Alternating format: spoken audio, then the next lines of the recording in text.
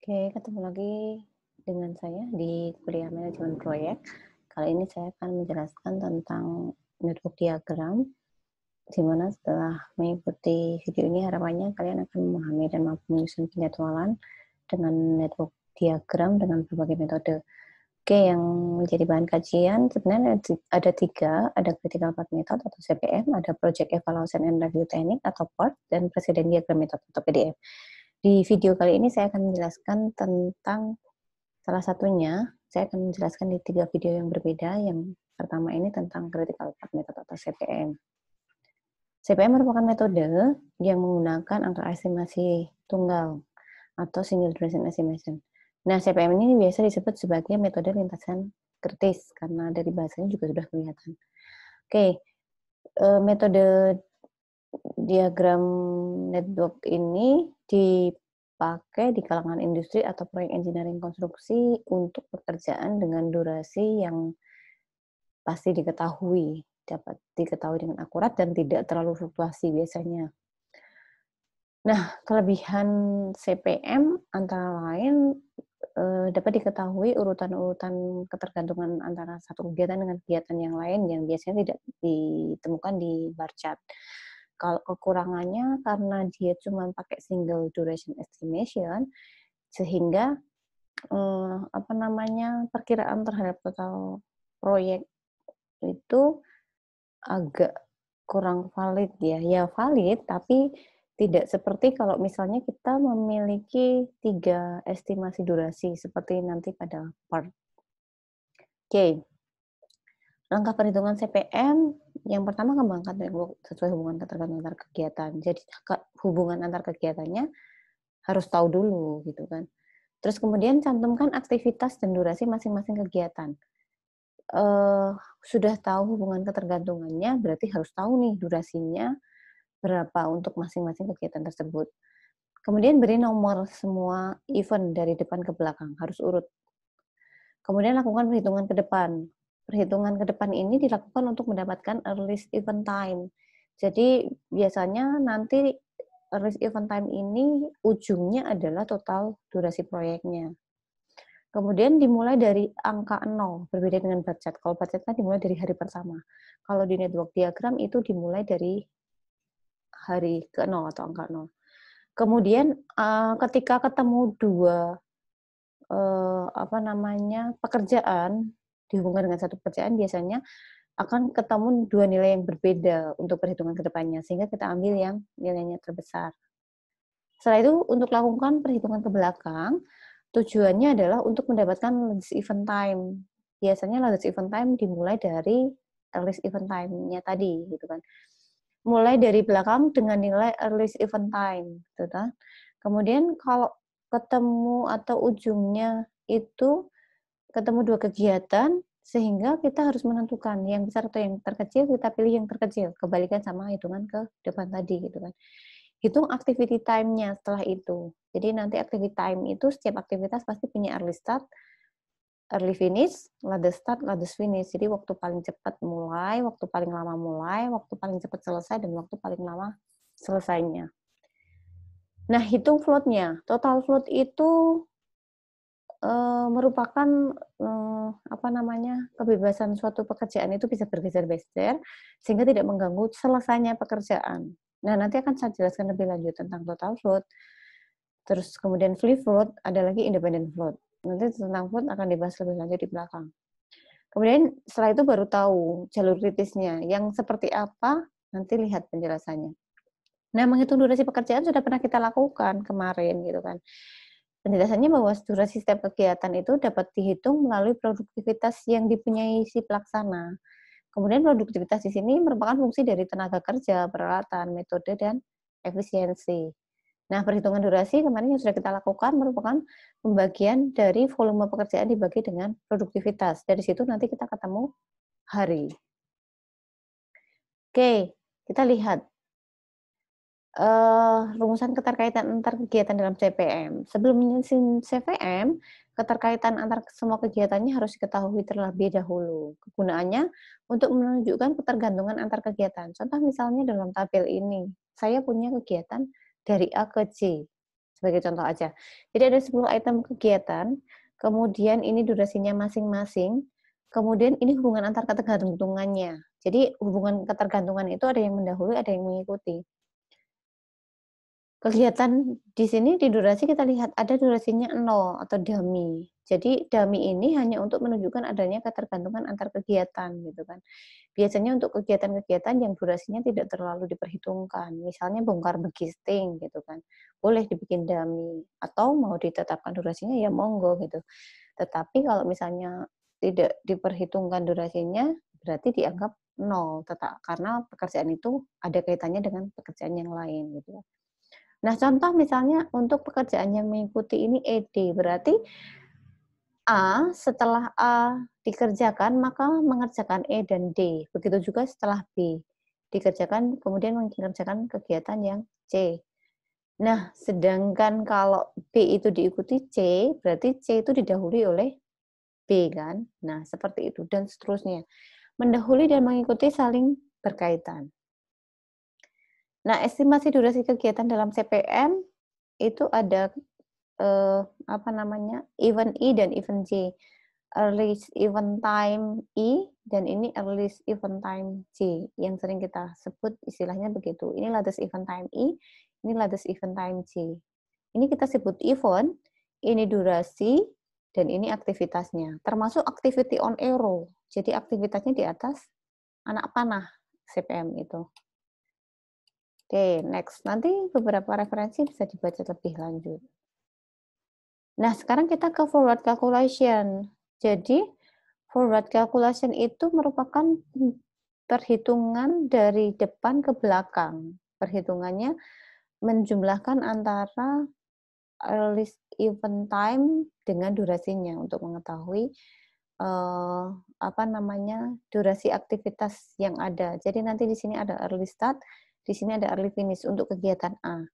Di sini nanti kalau perhitungan backward, di sini ada latest start, di sini ada latest finish. Nah, perhitungan maju untuk menghitung earliest event finish atau earliest finish-nya. Nah, early finish itu dihitung berdasarkan early start ditambahkan durasi. Coba kita lihat perhitungannya, contoh misalnya dari tabel tadi, A sampai C tadi gitu kan. 10 kegiatan tadi itu kalau kita hubungkan dalam sebuah network diagram, tadi kegiatan A diikuti oleh kegiatan E dan D, kemudian kegiatan B itu diikuti oleh kegiatan C, atau kegiatan C itu didahului oleh B dan diikuti oleh G dan C, dan seterusnya. Dari tabel tadi, ternyata kalau disusun jadi seperti ini.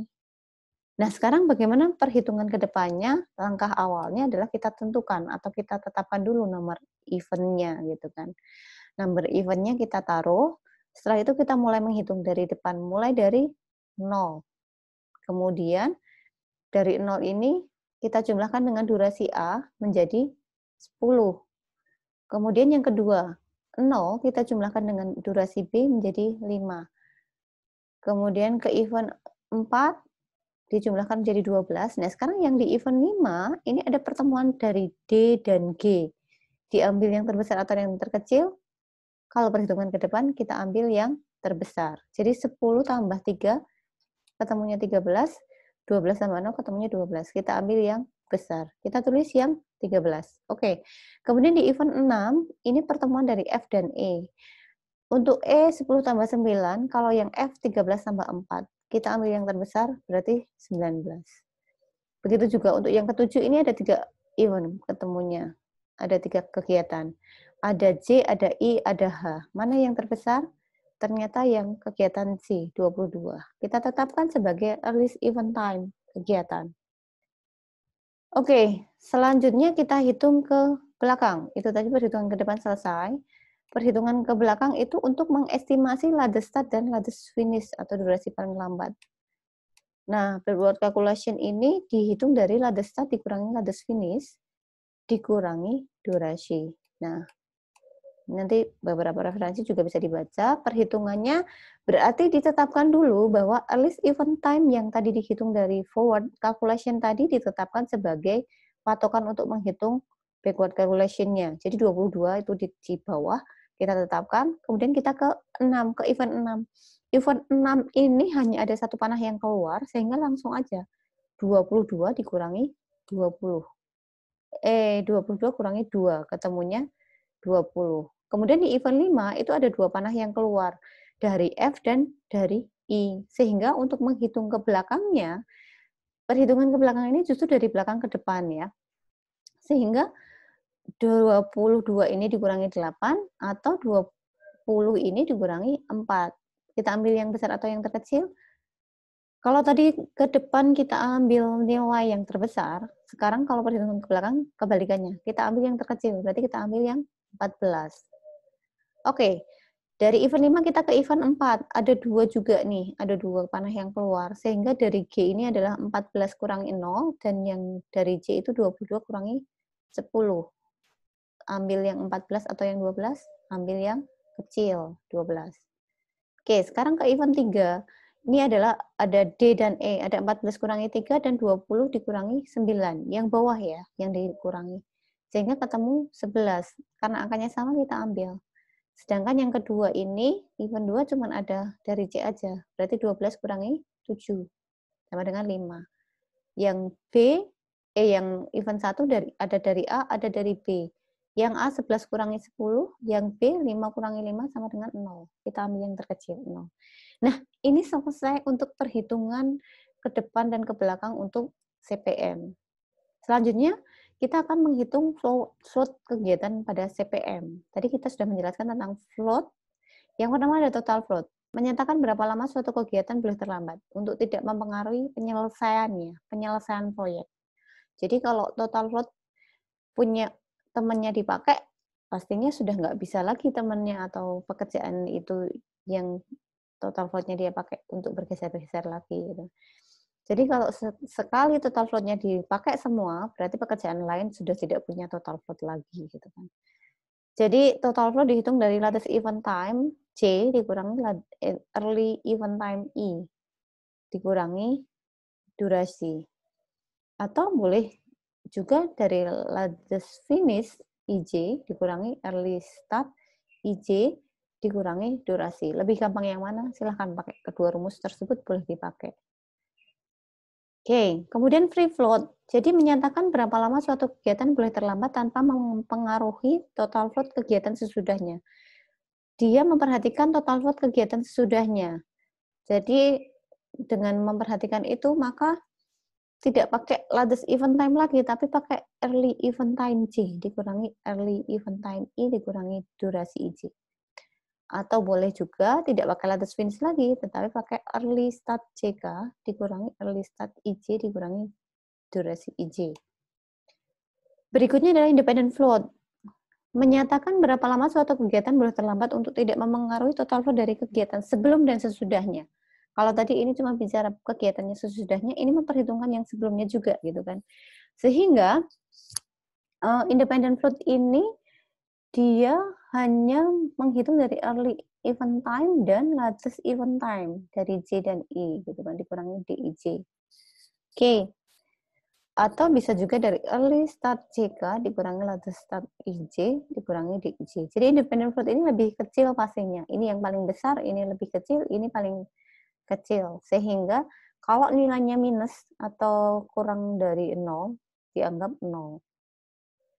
Ada juga start float. Jadi float pada awal kegiatan. Start float ini sama dengan latest start dikurangi early start. Kalau finish float, float pada akhir kegiatan. Finish float sama dengan latest float dikurangi latest finish dikurangi early finish. Oke. Contoh perhitungannya nanti bisa dicek. Ini total float ini jadi 11 dikurangi 0 dikurangi 10 sama dengan 1. Kalau free float berarti tadi rumusnya dari bukan latest finish lagi ya. Jadi kalau misalnya menghitung free float karena dia memperhitungkan pekerjaan yang sesudahnya, Berarti 10 dikurangi 0, dikurangi 10 sama dengan 0. Kemudian kalau independent float-nya berarti kita menghitung terkait sama kegiatan sebelum dan sesudahnya. Karena tidak ada sebelumnya, maka independent float-nya pasti 0. Oke. Kemudian nanti bisa dicek terhadap rumus tadi, sebenarnya pemahamannya kalau misalnya dari network-nya akan lebih mudah ketika ditempel early start, early finish, lattice finish-nya.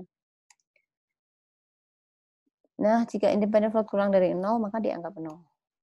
Nah, lintasan kritis. Setelah tadi kita membuat network diagram dengan lengkap, kemudian jalur kritisnya adalah jalur yang kegiatan-kegiatan dengan total float-nya 0. Ini pengertian jalur kritis paling benar. Jadi kalau ditanya jalur kritis itu apa, adalah jalur kegiatan yang nilai total float-nya adalah 0. Keadaan ini diperoleh jika early event time I sama dengan lattice event time I. Jadi yang atas sama bawah sama. Atau early event time J sama dengan lattice event time J. Nah, sehingga lattice event time J dikurangi early event time event time I dikurangi durasinya sama dengan 0. Kegunaannya dapat diketahui kegiatan-kegiatan mana yang harus mendapat perhatian khusus. Nah, ini contoh yang tadi sudah kita hitung. Kita melihat nih, kalau early event time I dan lattice event time I-nya sama, kemudian early event time J dan lattice event time J-nya sama, maka biasanya kritis. Sehingga kalau kita lihat ini sama, kita bisa menentukan jalur kritisnya adalah B, C, dan J. Oke, ini adalah perhitungan terakhir untuk CPM. Nah, untuk latihan soalnya bisa dikerjakan di rumah. Ini ada activity dari A sampai M. Kemudian ini adalah ketergantungan antar kegiatannya. Jadi contoh misalnya nih, untuk kegiatan D, grading, ini tergantung dari A, set clearing, B, removal of trees, dan C, excavation. Nah, kalian bisa atur mana yang duluan, mana yang sesudahnya gitu kan. Catatannya bahwa durasi tiap item pekerjaan bebas ditentukan. Dengan persyaratannya nanti total durasi untuk semua aktivitas ini adalah 30 hari kalender. Coba tentukan network diagram dan lintasan kritisnya dengan menggunakan CPM.